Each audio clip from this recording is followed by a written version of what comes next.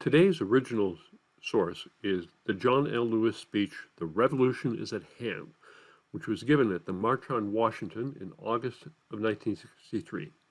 As usual, we'll go over the background of the time, of John L. Lewis himself.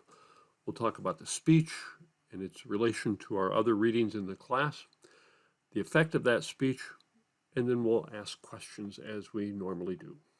John L. Lewis was born on February 21st, 1940 in Troy, Alabama. He was the son of sharecroppers, grew up in the very segregated South, and graduated from Fisk University in 1963. John Lewis grew up in the segregated South, run by Democratic politicians who called themselves the Dixiecrats. And I thought it might be interesting to put John Lewis's life in perspective, to actually hear these Dixiecrats talk.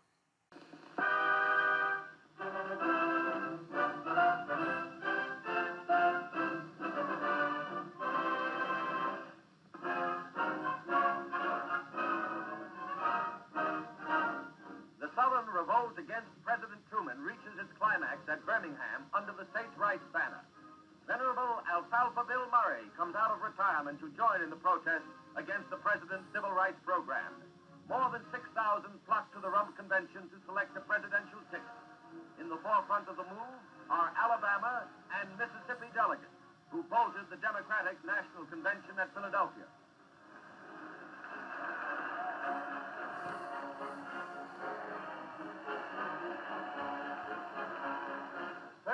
Southern states are represented in the uproarious session which precedes the nomination of Governors Thurmond of South Carolina and Fielding Wright of Mississippi as party standard bearers.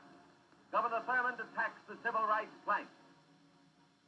It simply means that it's another effort on the part of the president to dominate the country by force and to put into effect these uncalled for and these damnable proposals he has recommended under the guise of so-called civil rights. And I'll tell you, the American people from one side or the other had better wake up and oppose such a program. And if they don't, the next thing will be a totalitarian state in these United States. A fourth party is born. John Lewis was just 16 years old during the Montgomery bus boycotts. But he was really impressed by the actions of Martin Luther King and Rosa Parks, and he grew up wanting to be like them. And in fact, as a young boy in school, he wrote to Dr. King without telling his teachers or his parents. And Dr. King wrote back to him and sent him money for a bus ticket so that he could meet the young, as he called him, the boy from Troy. And so that made a lasting impression on John Lewis. After meeting Dr. King, John Lewis decided to dedicate his life to nonviolent, peaceful demonstrations. And so while in college, he began getting involved in the sit-ins at the local lunch counter. And he talks passionately to this day. He remembers people spitting on him and pouring hot coffee and hot chocolate on him. And it really molded who he became, and he really was dedicated to nonviolent, peaceful demonstrations, even though he had been treated so horribly. One of the first things John Lewis did after college was to join the Freedom Riders. The Supreme Court had ruled that segregation on interstate busing was illegal, so the Freedom Riders attempted to prove that. And so they were going to ride a bus from Washington, D.C. to New Orleans. And as you can see by this picture, they didn't get far. They were viciously attacked by white Southerners, and when they got to Alabama, they were arrested and sent to Parchment Farms, one of the most horrible prisons in a horrible Alabama prison system. And in a book on this subject, they talk about John Lewis. To John Lewis, the shower room evoked images of Nazi Germany and concentration camps. This was 1961 in America, he later reflected, yet here we were treated like animals. This had a lasting effect on him. So after this, in 1961, he became the leader of SNCC, the Student Nonviolent Coordinating Committee. Now, as the leader of SNCC, he was involved in the planning for the March on Washington, and he actually ended up being chosen as one of the keynote speakers. Now, it's interesting to note that this march was a combination of A. Philip Randolph's March for Jobs and Martin Luther King's March for Freedom. And in John Lewis's speech, both in the original version that we read and in the actual speech that was given, the very first words were, "We march today for jobs and freedom." And so what I wanted to look into and discuss, especially within relation to our other readings in the class, is what's more important, or are they both equally important, jobs or freedom? I have the pleasure to present to this great audience young John Lewis, National Chairman, Student Nonviolent Coordinating Committee, Brother John Lewis.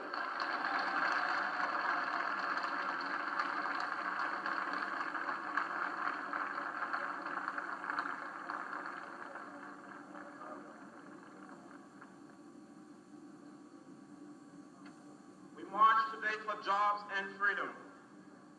But we have nothing to be proud of, but hundreds and thousands of our brothers are not here. For they're receiving starvation wages or no wages at all.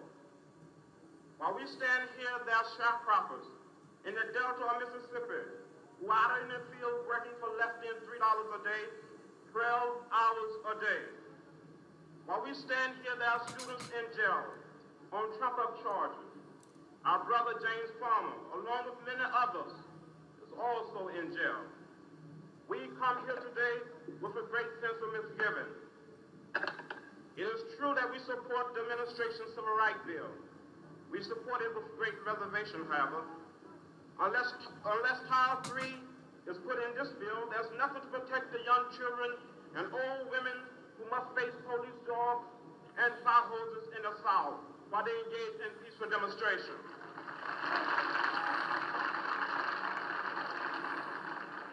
In its present form, this bill will not protect the citizen of Danville, Virginia, who must live in constant fear of a police state. It will not protect the hundreds and thousands of people who have been arrested upon Trump charges. What about the 3 young men, Smithfield Secretary in Americus, Georgia, who faced the death penalty for engaging in peaceful protest? As it stands now, the voting section of this bill will not help the thousands of black people who want to vote. It will not help the citizens of Mississippi, of Alabama, and Georgia who are qualified to vote but lack a 6th grade education. One man, one vote is the African cry. It is ours too. It must be ours.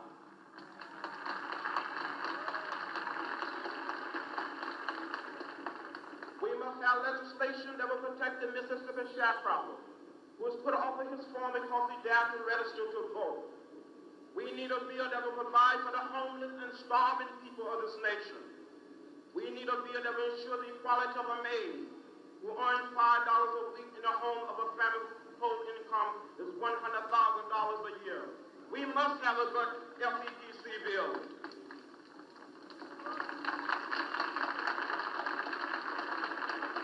My friends, let us not forget that we are involved in a serious social revolution.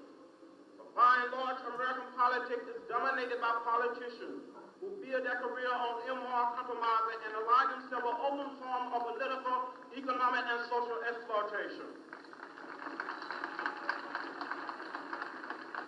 There are exceptions, of course. We salute those. But what political leader can stand up and say, my party is a party of principles? For the party of Kennedy is also the party of Eastland. The party of Javits is also the party of Goldwater. Where is our party? Where is the political party that will make it unnecessary to march on Washington? Where is the political party that will make it unnecessary to march in the streets of Birmingham? Where is the political party that will protect the citizens of Albany, Georgia? Do you know that in Albany, Georgia, 9 of our leaders have been indicted, not by the Dixiecrats, but by the federal government for peaceful protest? But what did the federal government do when Albany Deputy Sheriff beat Attorney C.B. King and left him half dead? What did the federal government do when local police officials kicked and assaulted the pregnant wife of Slater King? and she lost her baby. Those who have said be patient and wait, we must say that we cannot be patient. We do not want our freedom gradually, but we want to be free now.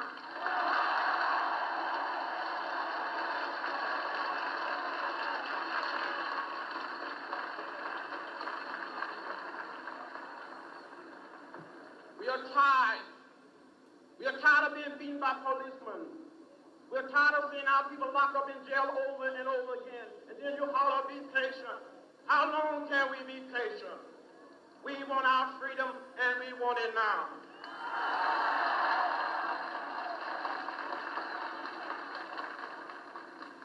We do not want to go to jail, but we will go to jail if this is the price we must pay for love, brotherhood, and true peace. I appeal to all of you to get in this great revolution that is sweeping this nation. Get in and stay in the streets of every city, every village and hamlet of this nation until true freedom comes, until the revolution of 1776 is complete. We must get in this revolution and complete the revolution. For in the Delta of Mississippi, in Southwest Georgia, in the Black Belt of Alabama, in Harlem, in Chicago, Detroit, Philadelphia, and all over this nation, the black mass is on the march for joy and freedom.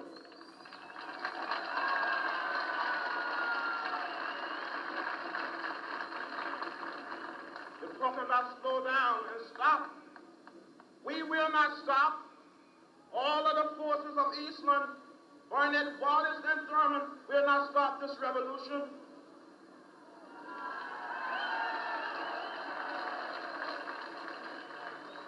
If we do not get meaningful legislation out of this Congress, the time will come when we will not confine our marching to Washington.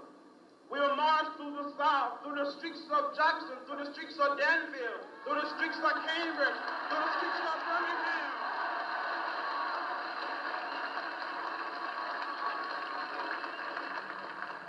But we will march with the spirit of love and with the spirit of dignity that we have shown here today. By the forces of our demand, our determination, and our numbers, we shall splinter the segregated South into 1,000 pieces and put them together in the image of God and democracy. We must say, wake up, America, wake up, for we cannot stop, and we will not and cannot be patient.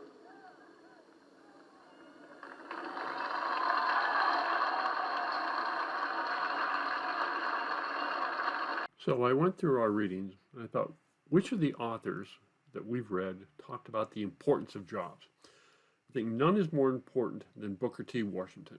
In the article that we read about him, he has the quote, "No race that has anything to contribute to the markets of the world is long in any degree ostracized." So he really dedicated his life to the education of African Americans so that they could contribute to the economy and be a crucial part of society. Marcus Garvey, who was a follower of Booker T. Washington, started the Universal Negro Improvement Association as a self-help group to achieve that same aim. Now, we had lots of readings about the letters from migrants and the several articles about the migration of African Americans to the North to find jobs. I think that's a good argument that jobs are crucial. I also like James Weldon Johnson's article about in Harlem of the 20s, and he said the success of Harlem was due to its economic success. There was a broad base of employment. It wasn't just groups of workers working in northern factories. It was a wide range of employees in Harlem that formed a vibrant community. And the quote there is, "To my mind, Harlem is more than a Negro community, is a large-scale laboratory experiment in the race problem." Now, there are other arguments, the importance of freedom. Frederick Douglass is the strong argument there. And what do we want? We want the right to vote. The quote is, "I am for the immediate, unconditional, and universal enfranchisement of the black man in every state in the Union." And Du Bois and the Niagara Movement, which were arguing against Booker T. Washington, they were trying to challenge the grim Jim Crow policies of the South. Last week when we studied Thurgood Marshall and the Brown decision, his belief was that the courts were the solution to racism. The courts were going to make them unconstitutional, and people would follow the rulings of the court. Also, in the Segru reading that we talked about, the zoning laws and racism is what kept Americans from getting and keeping decent jobs. And so it's not just getting jobs, you have to have the legal basis in order for people to get the jobs in the first place. To sum up the rest of John Lewis's life up to now, after the March on Washington, he went on to lead the march from Selby to Montgomery, where he was brutally beaten on Bloody Sunday. But after one of the main results of that was it did lead to the Voters' Rights Act of 1965.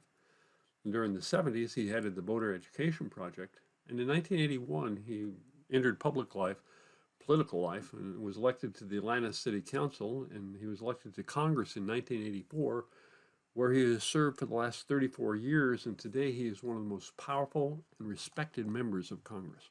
So the questions I'd like to discuss today are as follows. Which is more important, jobs or freedom? Can you have one without the other, or is one the result of the other? How do you end racism? Are mass demonstrations effective? What is the relationship today between racism and poverty? And finally, did John Lewis achieve his objective of jobs and freedom? But before we go into these questions, I have one more video I'd like to show you. CBS this morning has a series of clips where they had people talk about their lives, and it was a note to themselves. And I found one on John Lewis that I thought was very pertinent for this discussion. Young John Lewis, you're so full of passion. In your lifetime, you will be arrested 45 times in your mission to help redeem the soul of America. In 1956, when you were only 16 years old, you and some of your brothers and sisters and first cousins went down to the public library, trying to get library cards, trying to check out some books. And you were told by the librarian that the library was for whites only, not for colors. I said to you now, when you see something that is not right, not fair, not just, you have a moral obligation to continue to speak up, to speak out. You became so inspired by Dr. King and Rosa Parks that you got involved in the civil rights movement. Something touched you and suggested that you write a letter to Dr. King. You didn't tell your teachers, you didn't tell your mother and your father. Dr. King wrote you back and invited you to come to Montgomery. In the meantime, you have been admitted to a little school in Nashville, Tennessee.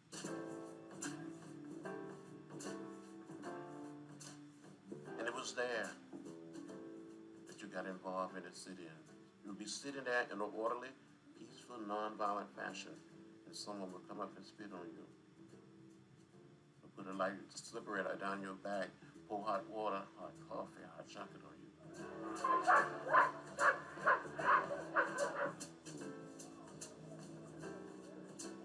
You got arrested the first time, and you felt so free. You felt liberated. You felt like you had crossed over. Free at last! Free at last! Thank God Almighty! We are free at last! You probably will never believe it, but the boys from Troy, as Dr. King used to call you, will become the embodiment of nonviolence in America.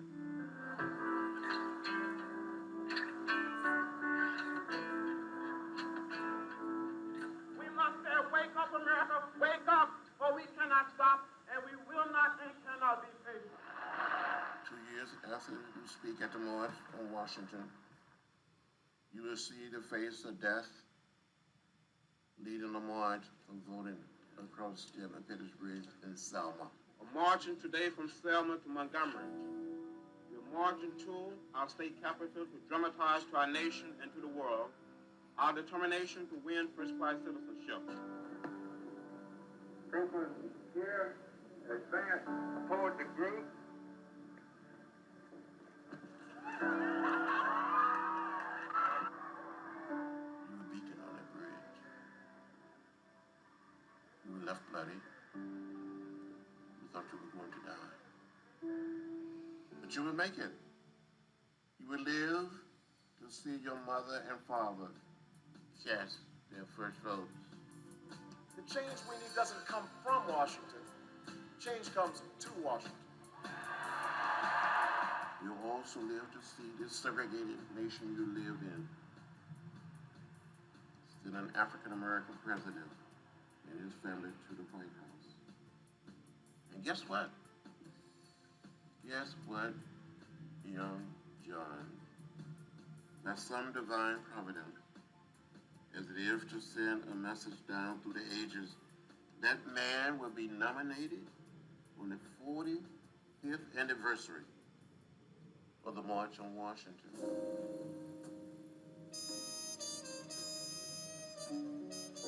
And all of those signs that you saw as a little child that said white men, colored men, white women, colored women, those signs are gone. And the only places you will see those signs today will be in a book, in a museum, on a video. John,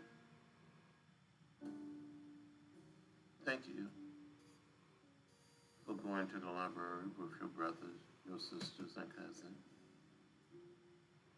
You were denied a library card. You were sad.